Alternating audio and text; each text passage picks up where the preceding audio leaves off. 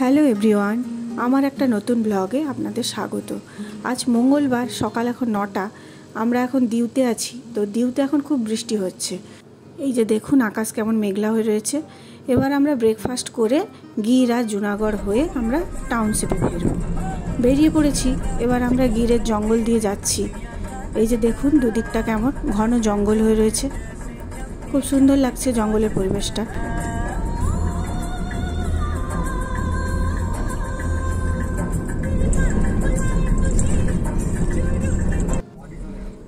Gir national park Asiatic সিংহের জন্য পরিচিত।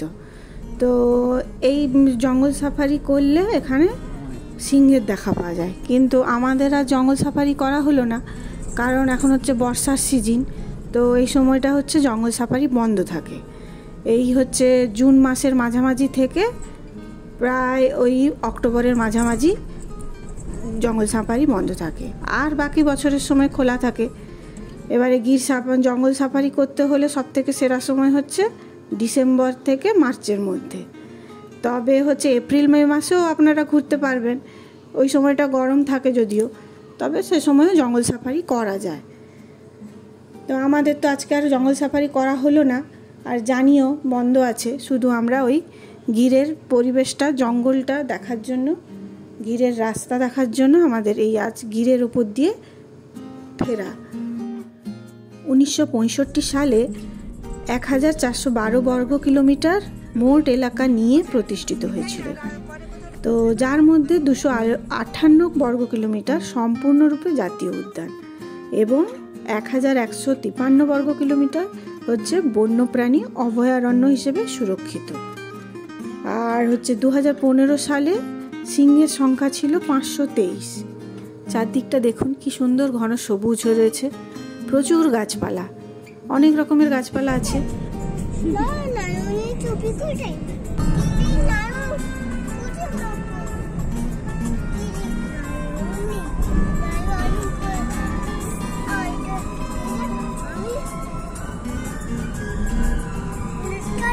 অনেক আম গাছ দেখলাম গিরে। দিউতে যেরকম প্রচুর নারকেল গাছ দেখছিলাম, সেরকম গিরে দেখলাম প্রচুর আম গাছ। তো সম্ভবত হয়তো কেশর আম হবে, বা হয়তো অন্য কিছু আম গাছ রয়েছে, ওটা জানা নেই। তাছাড়া অনেক রকমেরই গাছ রয়েছে, শাল গাছও দেখলাম। তো পুরো চারদিকটা পুরো জঙ্গল। তো বেশ ভালোই হলো, গিরের রাস্তা দিয়ে আসা, গিরটা দেখা হয়ে গেল। জঙ্গল সাফারি নাই বা হলো, কিন্তু রাস্তাঘাট তো দেখা হলো এখানকার। এই জঙ্গলের মধ্যেই গাড়ি থামিয়ে একবার টি ব্রেক নেওয়া হলো। আমরা চা খেলাম, কিছু এই জঙ্গলের মাঝের রাস্তায় দাঁড়িয়ে ফটোশ্যুট হলো। এখন দুপুর প্রায় 2টো বাজে। তো এই জঙ্গলের মধ্যেই একটা রেস্টুরেন্টে আমরা লাঞ্চ সারলাম। তো বেশ ভালো লাগছিল, জঙ্গলের মধ্যে দুদিকটায় জঙ্গল, মাঝখানে রেস্টুরেন্ট। তো সেখানে বসেই লাঞ্চ করছি। এবারে এখানে প্রচুর এই রেস্টুরেন্টটা দেখলাম আমরস বিক্রি হচ্ছে। তো আমরা ওখান থেকে 1 লিটারের একটা আমরসের বোতল নিলাম কিনে। তো দিয়ে ওই খাওয়া দাওয়া সেরে আবার আমরা যাচ্ছি এই জঙ্গলের মধ্যে দিয়ে।